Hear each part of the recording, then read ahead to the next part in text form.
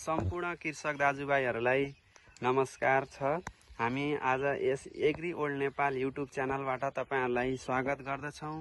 स्वागतसँगै तपाईहरुलाई 2082 सालको दीपावली तथा छठको पनि शुभकामना दिन चाहन्छौं। आज हामी यो श्री बुटोल 15 सेमलारमा रहेको यो सयपत्री फार्ममा आइसकेका छौं। फार्म सम्बन्धी यो फूल सम्बन्धी के कुराहरू छन् हामी यसमा चर्चा गर्नेछौं।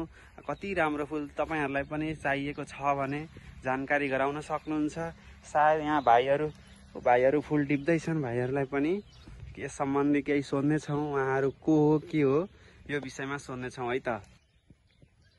म भाइ नजिकै आइसकेको छु। भाइले यहाँ चाहिँ फूल टिप्दै छन्। सायद तिहार आज लक्ष्मी पूजाको लागि फूल टिपेको हुन सक्छ।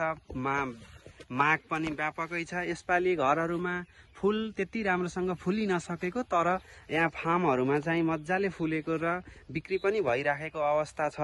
र भाइले फूल टिपिराखेका छन्। कहाँ केका लागि टिप्दै छन्, कता बिक्री हुँदैछ, यो सम्बन्धी सबै भाइसँगै सोधौँ है त। के छ भाइ, भाइको नाम चाहिँ के हो नि? मेरो नाम चाहिँ बुद्धिराम बुढा हो।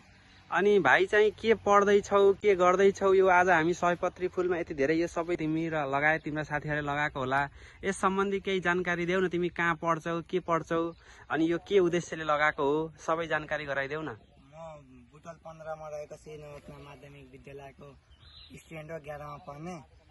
हामी यहाँ 4 जना मिलेर पुरै फूल व्यवसायदेखि गर्ने र यहाँदेखि सिक्ने प्र्याक्टिकल पनि हाम्रो भइरहेको छ।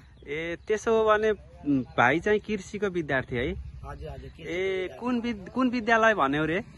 श्री नवरत्न माध्यमिक विद्यालय। नवरत्न माध्यमिक विद्यालय यही बुटोल यहाँ सेमलारमा छ नि? हो त्यही विद्यालय हो। तिमी चाहिँ कक्षा 11 मा पढ्छौ? हजुर, कक्षा 11 मा।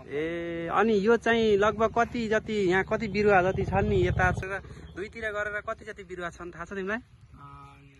फिक्स भन्न सकिन, त्यही पनि 4 देखि 5 हजारको बिरुवा बुटा छन्। ल ठिकै छ। अनि यो त अहिले आज दीपावलीको दिन छ, अनि लक्ष्मी पूजा पनि भइहाल्यो।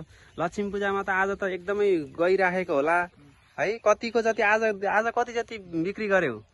आज लगभग हामी 10 देखि 15 किलो माला बेचिसकेछौँ। हजुर, फुलहरू बेचिसकेछौँ। अझै पनि मागहरू आइरहेको छ हामीसँग। नेपालमा चाहिँ अहिले चाहिँ फुलको माग चाहिँ बहुत बढी छ।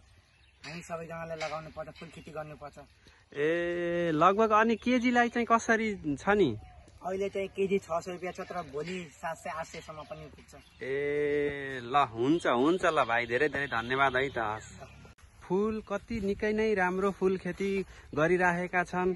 फूल खेती सँगै तपाईहरुलाई एउटा कुरा जानकारी गराउन सक्छु। बुटोल उपमहानगरपालिकाले पनि यस दीपावली तथा छठको उपलक्ष्यमा प्लास्टिक जन्य फूलहरूलाई चाहिँ प्रतिबन्धित गर्दै स्थानीय उत्पादनलाई प्रोत्साहन गरौं भन्ने बुटोल उपमहानगरपालिका स्थानीय स्तरमा चाहिँ यसरी प्लास्टिक जन्य फूलहरूलाई चाहिँ बहिष्कार गरेको निकै नै राम्रो हुन्छ। किनभने यसरी कृषक साथीहरू, विद्यार्थी भाइ बहिनीहरूले लगाएको फूलहरू बिक्री हुन्छ। त्यसबाट केही न केही भए पनि विद्यार्थीहरूले आम्दानी लिन सक्नेछन्। र यो फूलको लागि अझै एक विद्यार्थी भाइले जानकारी गराए अनुसार यो फूलको लागि बुटोल उपमहानगरपालिकाले पनि केही अनुदान पनि दिएको कुरा जानकारी गराएका छन्। निकै नै राम्रो मेहनत गरेका रहेछन् भाइ विद्यार्थी भाइहरूले। पढ्दै सिक्दै अनि यसरी पुष्प व्यवसायमा लागेपछि केही न केही आम्दानी पनि पक्कै हुनेछ। ल हेर्नुस् त, यो सुपा दीपावलीको बेलामा फूलहरू यति राम्रोसँग फुलिराखेको छ। यति राम्रोसँग फुलिसकेपछि त पक्कै पनि आम्दानी पनि हुने नै छ। तपाईहरुले देख्न सक्नुहुन्छ कति राम्रो छ। तपाईहरुलाई पनि आवश्यक पर्यो भने है, तपाईहरुलाई आवश्यक पर्यो भने विद्यार्थी भाइलाई चाहिँ सम्पर्क गर्न सक्नुहुन्छ। मैले चाहिँ विद्यार्थी भाइको फोन नम्बर यहाँ राखिदिने छु। अरु यसमा चाहिँ यो फर्म सँगै यो नवरत्न माध्यमिक विद्यालयको कृषि फर्ममा यो फूल खेती सँगै भाइहरूले यता बेर्ना पनि लगाएको जानकारी गराएका छन् मलाई। यहाँ चाहिँ अगाडि जाउँ, यहाँ चाहिँ सागहरू सायद साग लगाएको रहेछन्। यता पनि ल है, यता जाउँ ल है। यहाँ चाहिँ भाइहरूले यी गोबी बन्दागोपी फूलगोपीको बेर्ना लगाएका छन्। खुर्सानीको बेर्ना पनि लगाएका छन् है। टमाटर पनि एकदमै लगाउने बेला भइसकेको छ। तपाईहरुले देख्न सक्नुहुन्छ टमाटर पनि भइसकेको छ।